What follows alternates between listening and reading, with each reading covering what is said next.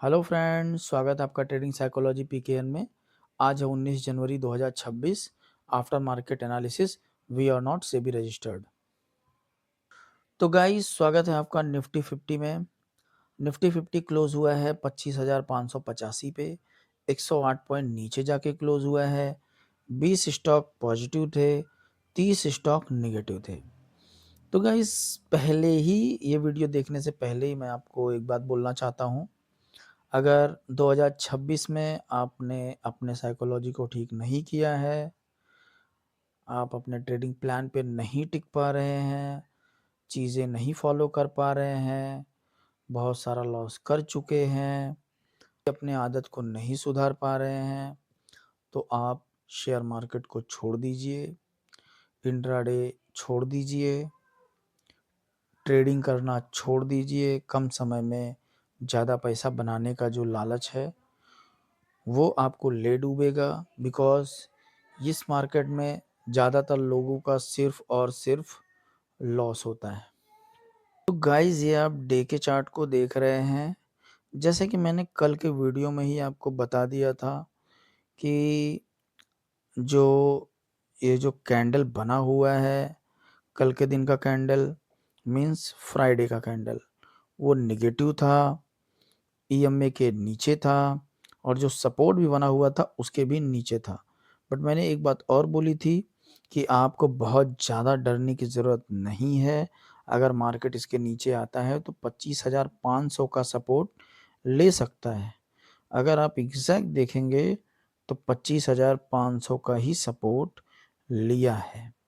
तो गाइज, अगर 25,500 के नीचे अगर ये सस्टेन करता है तो बहुत तेज़ी से नीचे गिरेगा। उसके बाद 25,318, फिर 25,318 के बाद तो और भी गंभीर हो जाएंगी चीज़ें। फिर जो अगला सपोर्ट है वो सीधा आके गिरता है 24,600 के आसपास। तो गाइस, यहाँ पे प्रॉब्लम ये हो गई है कि आज का कैंडल भी रेड बना लिया है, तो बड़ा रिस्की हो गया यहाँ पे। तो लेट्स सी, हम लोग देखते हैं कि कल के दिन क्या होता है। फिलहाल अभी भी 25,500 का सपोर्ट बना हुआ है। तो गाइस, आइए 5 मिनट के चार्ट की भी बात कर लेते हैं हम लोग। तो जैसे कि आप यहाँ पे 5 मिनट का चार्ट देख रहे हैं, जो पहला कैंडल है, ये जो आप पहला कैंडल देख रहे हैं, ये पहला ही कैंडल रेड है और ये रेड कैंडल बनने के बाद ये तेजी से नीचे की तरफ आया है। और अगर आप ध्यान से देखेंगे तो ईएमए को क्रॉस नहीं किया है। आप देख रहे हैं ध्यान से, ईएमए के क्रॉस नहीं किया हुआ है। और उसके बाद जब 11:30 बजा है, 11:30 के बाद बहुत देख रहे, बहुत एक रेंज में आके फंस गया। ये देखिए, आप इस रेंज में आके फंस गया था पूरा का पूरा मार्केट। उसके बाद यहाँ से एक ब्रेकआउट दिया है। ये वाला जब ब्रेकआउट दिया है यहाँ का, तो यहाँ पे आपका एक ट्रेड बन रहा था, वो भी मतलब सिर्फ यहाँ तक के लिए। बिकॉज ये वाला भी जो कैंडल है जो आप देख रहे हैं, बड़ा अजीब कैंडल होता है। ये वाला कैंडल आप देखिए, थोड़ा जूम कर लेता हूँ मैं इसको।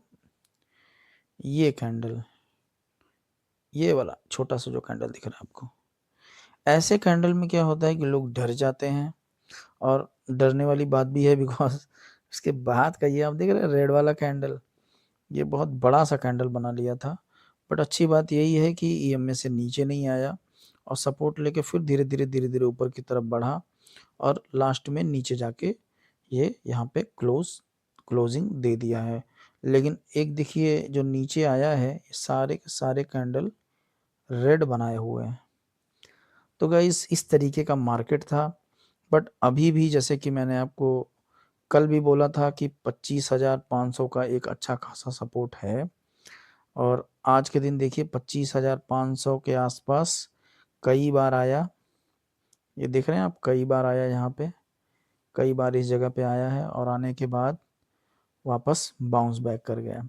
तो ऐसे सिचुएशन में आप यहाँ पे 25,500 का एक अच्छा खासा सपोर्ट बना हुआ है।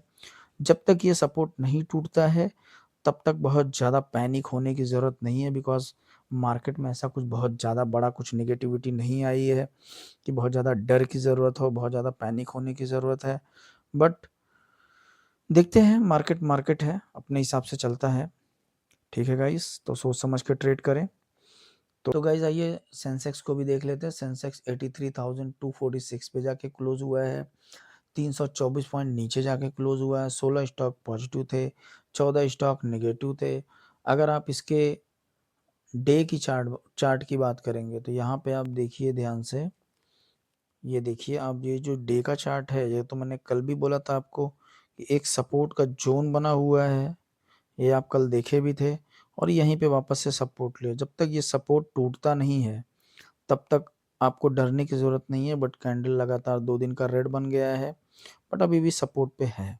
लेकिन अगर ये सपोर्ट टूट जाता है तो बहुत तेज़ी से नीचे गिरने की संभावना है। तो लेट्स सी, हम लोग देखते हैं कि कल के दिन क्या होता है। अगर निफ्टी बैंक की बात करें तो निफ्टी बैंक 59,891 पे जाके क्लोज हुआ है। 203 पॉइंट नीचे जाके क्लोज हुआ है। 4 ही स्टॉक पॉजिटिव थे, 10 स्टॉक निगेटिव थे। अगर मैं इसके बड़ा अच्छा खासा कैंडल बनाया हुआ है, बहुत अच्छा खासा कैंडल बना हुआ था, तो ऐसा मुझे लग रहा था कि अब ये 60,437 पे जाके ही रुकेगा। और जैसे कि मैंने बोला भी था कि बहुत ज़्यादा नेगेटिव होने की ज़रूरत नहीं है, ईएमए के ऊपर है। तो अब वापस से देखिए, नीचे खुला तो ज़रूर, नीचे गया भी, बट जैसे कि ईएमए था नीचे तो ईएमए से ये सपोर्ट ले लिया और सपोर्ट लेने के बाद तेज़ी से ऊपर की तरफ बढ़ा और क्लोज़ हो गया। तो गाइस यहाँ पे अभी भी ईएमए के ऊपर है, हालाँकि कैंडल रेड है, बट जब तक ईएमए को तोड़ता नहीं है तब तक आपको बहुत ज़्यादा डरने की ज़रूरत नहीं है। उसके बाद वापस से 58,800 का सपोर्ट लगातार बना हुआ है। अगर 5 मिनट के चार्ट की बात करेंगे तो पहला कैंडल रेड था, ईएमए के नीचे था, तो फिलहाल कॉल में तो आपका ट्रेड बन ही नहीं रहा है। धीरे धीरे नीचे की तरफ आया है, ये देखिए आप, नीचे की तरफ आया है। तो यहाँ पे आपका पुट में ट्रेड बन रहा था। उसके बाद देखेंगे तो ईएमए में फंस के रह गया, पूरा का पूरा टाइम ये ईएमए में फंसा रह गया और आपका ट्रेड नहीं बना है ओवरऑल, अगर ध्यान से देखा जाए तो। ऐसे सिचुएशन में ये जो आप देख रहे हैं, ये ऐसे सिचुएशन में पैसा नहीं बनता है। ऐसे में सिर्फ डीके होता है और लॉस होता है और कुछ नहीं होता है। तो अगर इंडिया विक्स की बात करें तो इंडिया विक्स 11.83 पे जाके क्लोज हुआ है, 4% ऊपर था। धीरे धीरे वॉलेटिलिटी की तरफ बढ़ रहा है, तो देखते हैं हम लोग क्या होता है। गिफ्ट निफ्टी की बात करें तो गिफ्ट निफ्टी 25,623 पे जाके क्लोज हुआ है और ज़्यादा नहीं, मात्र 40 से 50 पॉइंट ऊपर निफ्टी 50 के ट्रेड कर रहा है। तो लेट्स सी, हम लोग देखते हैं कि कल के दिन क्या होता है।